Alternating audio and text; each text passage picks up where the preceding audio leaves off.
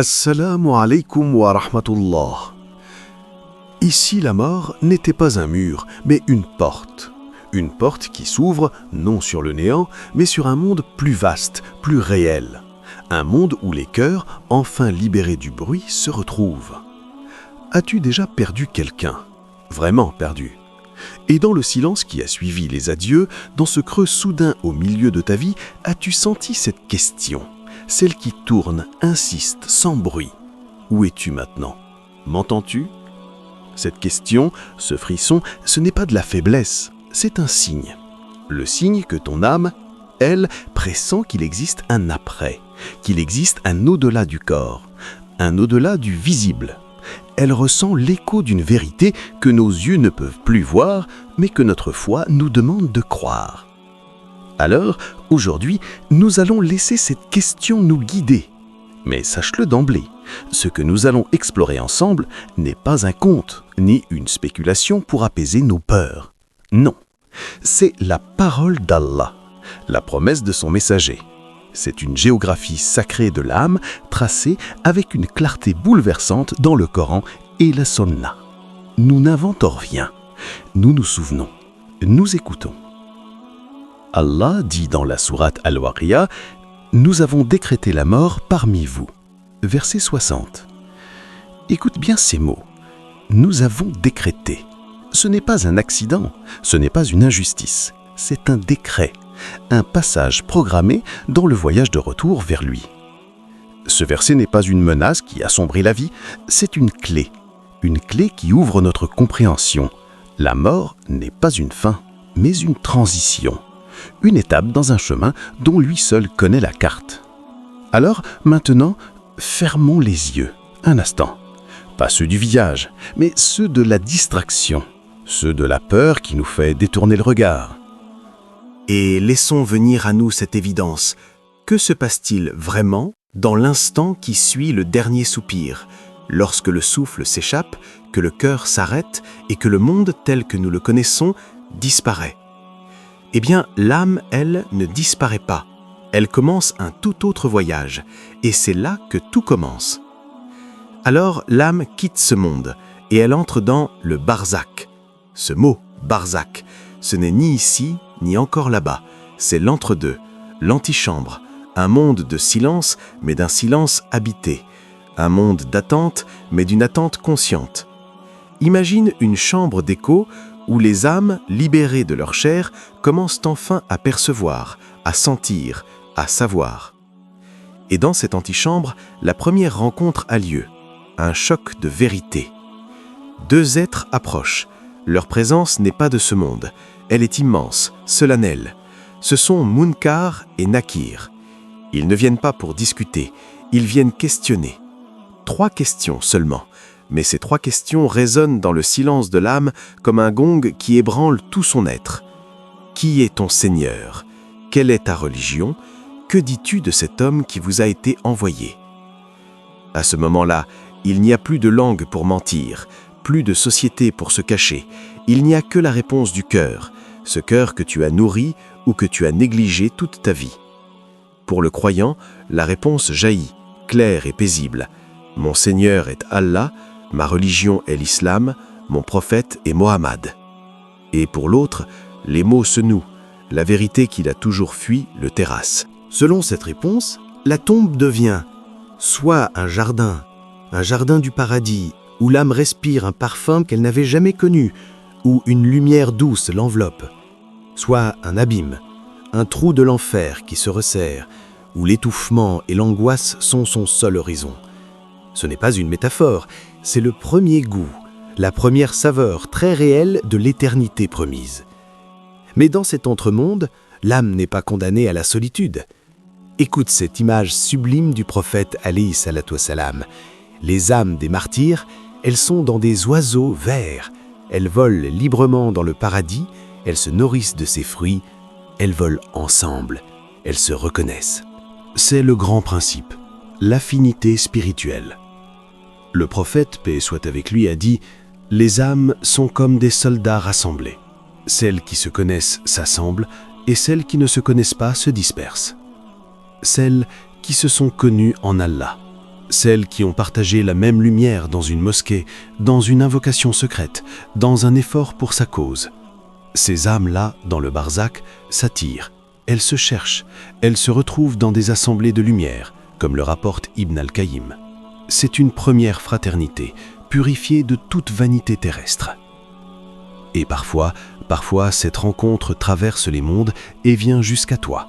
Un rêve, si vif, si clair, si chargé d'émotions qu'au réveil tu en restes bouleversé. Ce n'est pas ton imagination qui est forte, c'est, avec la permission d'Allah, une visite, une âme qui vient toucher la tienne, le temps d'un instant. Un signe, une miséricorde immense pour te dire « Je suis là, continue, prie pour moi ».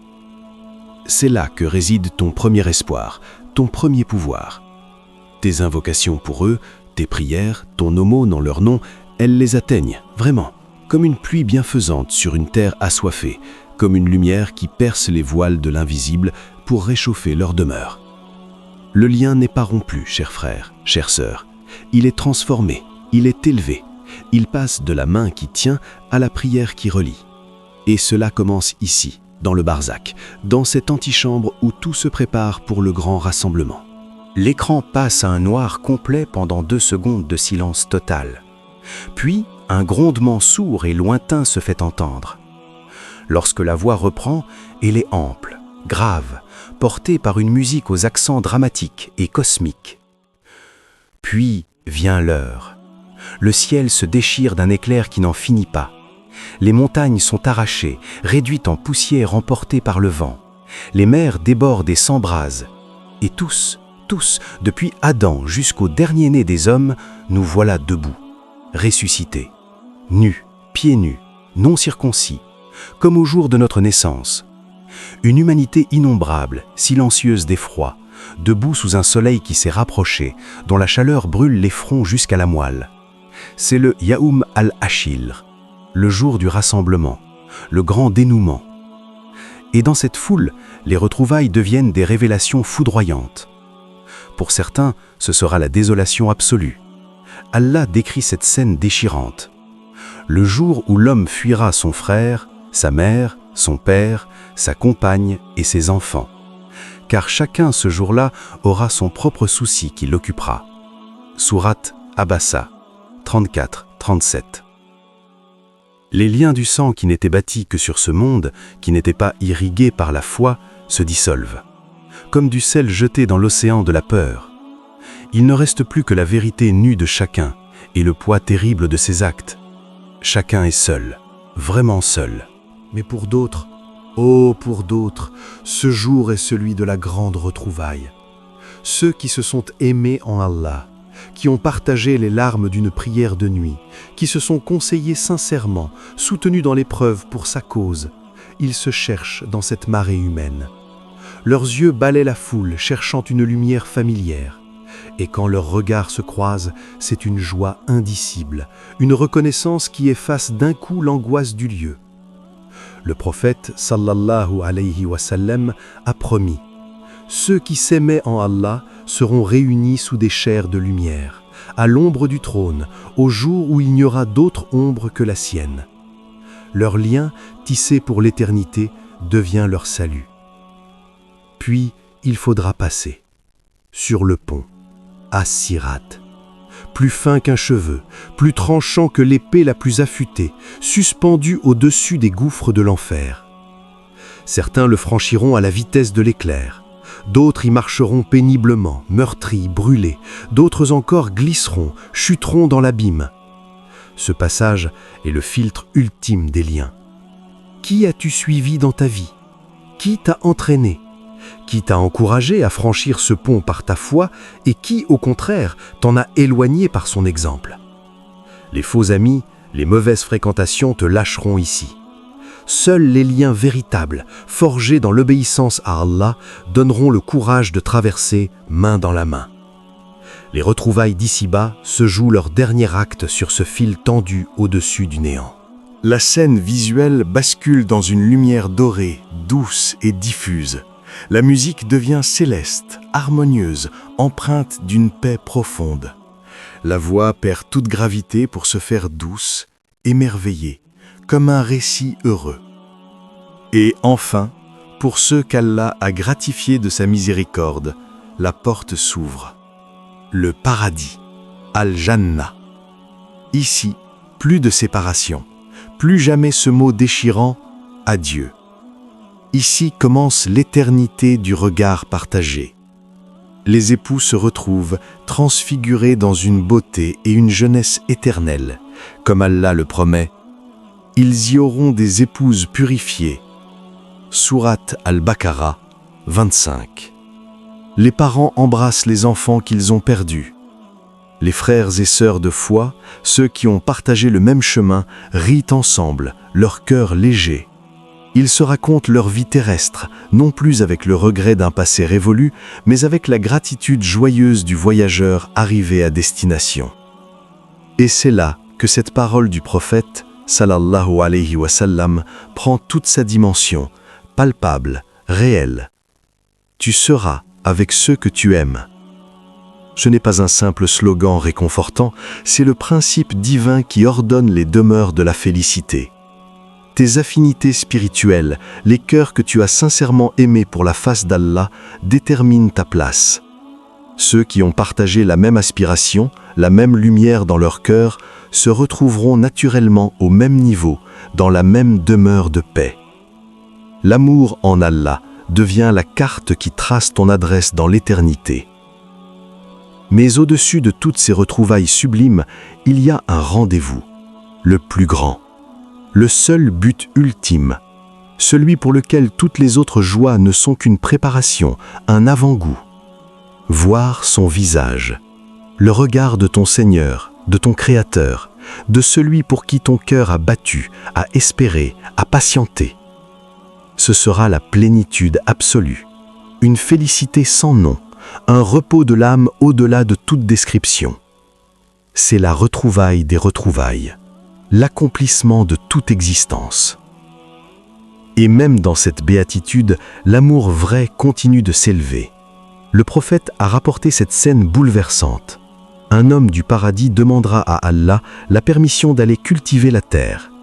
On lui dira qu'il a tout ce qu'il désire. Et il répondra « Oui, mais je veux pouvoir faire une aumône pour Allah. » Puis on lui amènera un proche, un frère dont le rang au paradis était plus bas. Et le premier, par amour pour lui, demandera à son Seigneur « Seigneur, fais-le monter auprès de moi. » Parce que l'amour en Allah, là-bas, ne connaît pas la jalousie, seulement le désir de partager la félicité suprême avec ceux qu'on aime.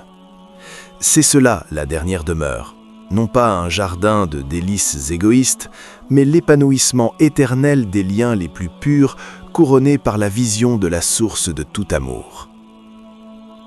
Alors, nous y voilà. La mort n'est donc pas une fin, c'est un passage, une traversée, un rendez-vous, auquel nous sommes tous conviés. Alors, demande-toi, vraiment, dans le silence de ton cœur, qui veux-tu retrouver de l'autre côté? Sous quelle lumière? Un silence intentionnel de 2 secondes, le regard plein d'empathie fixé sur la caméra. Si cette vision a touché quelque chose en toi, like cette vidéo, pas pour moi, mais pour qu'elle atteigne une autre âme, peut-être en deuil, en questionnement, qui a besoin d'entendre cette espérance. Dans les commentaires, écris juste un prénom, celui d'un être aimé que tu espères revoir, et dis « Amin » pour les noms des autres. Construisons ensemble ce mur de prière et de douce attente. Qu'Allah nous réunisse, nous et ceux que nous aimons, dans la demeure de sa paix infinie, sous le regard de sa miséricorde. Assalamu alaikum wa rahmatullahi wa barakatuh.